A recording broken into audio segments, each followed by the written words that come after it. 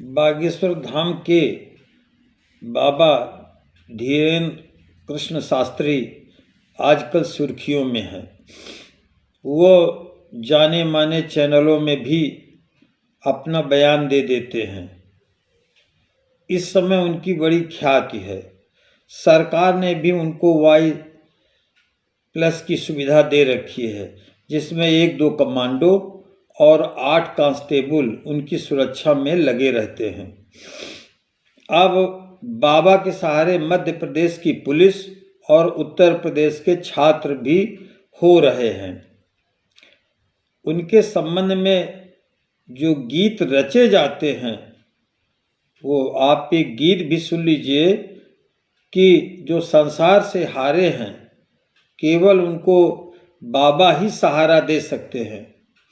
यही सब सोच करके एक महिला आरक्षी महाराज के पास आई और हाथ जोड़कर बोलने लगी, महाराज दिल लगी भाग गई है। शास्त्री जी ने दिल लगी का अर्थ हंसी मजाक से लेते हुए बहुत जोर से हंसे।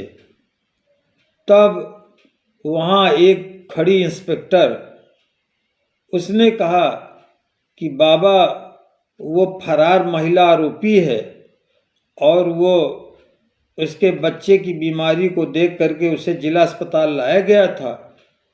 पुलिस को चकमा दे करके वो भाग गई है। तब धीरेन्द्र कृष्ण शास्त्री ने उस बात को गंभीरता से लिया और उन्होंने कहा कि वो गांजा तस्करी के मामले में दिल्लगी पारधी नाम की महिला पकड़ी गई है।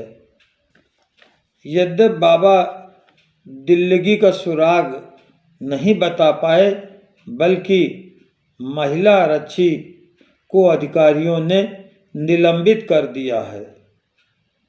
अब मध्य प्रदेश की पुलिस भी बाबा का सहारा लेने में लग गई है। इधर उत्तर प्रदेश के फतेहपुर जनपद के बहुआ गांव का एक छात्र बिना बताए अपनी साइकिल बेच करके और बागेश्वर धाम पहुंच गया। उसने 800 रुपये में अपनी साइकिल बेची और मध्य प्रदेश के छतरपुर पहुंच गया। बाद में उसके रुपए खत्म हो गए। इसके बाद उसने किसी के फ़ोन से अपनी मौसी को फ़ोन किया। बाद में उसके मामा वहाँ पहुँच गए और उन्होंने बताया कि मोबाइल से उनके गानों को सुन करके वो बहुत प्रभावित था और इसीलिए उसने सोचा कि यदि बाबा के पास पहुंच जाएंगे तो सारी समस्याएं हल हो जाएंगी। साक्षात वो भगवान हैं, इसलिए उनके दर्शन करने चला गया।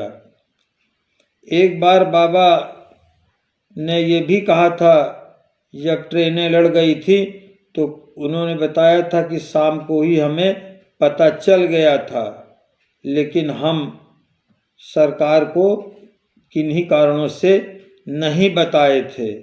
हमें पूर्व घटना का अनुमान हो जाता है। तो ऐसे अनेक किस्से उदाहरण सारे सबके सम्मुख आ रहे हैं। तमाम मस्वीरों में बाबा अपनी राय भी रखते हैं और सरकार को राय भी देते हैं।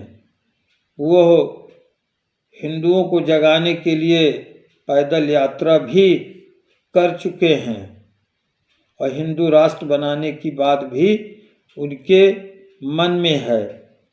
तो इस तरह से बाबा बागेश्वर धाम अब पूरे देश ही नहीं वरन विश्व की सुर्खियों में रहते हैं और तरह तरह के उनके संबंध में जो गीत बनते हैं वो बड़े भावुक होते हैं। हर व्यक्ति प्रभावित हुए बिना नहीं रह पाता। आप गीत भी सुन लीजिए और आप महिला आरक्षी जो वहाँ उसने अपनी हाजिरी लगाई थी उसका चित्र भी देखिए। और लड़का जो 800 रुपये में अपनी साइकिल बेच कर चला गया था उसकी अखबार में छपी खबर को भी आप पढ़ लीजिए। तो बहुत बहुत धन्यवाद, बहुत बहुत धन्यवाद।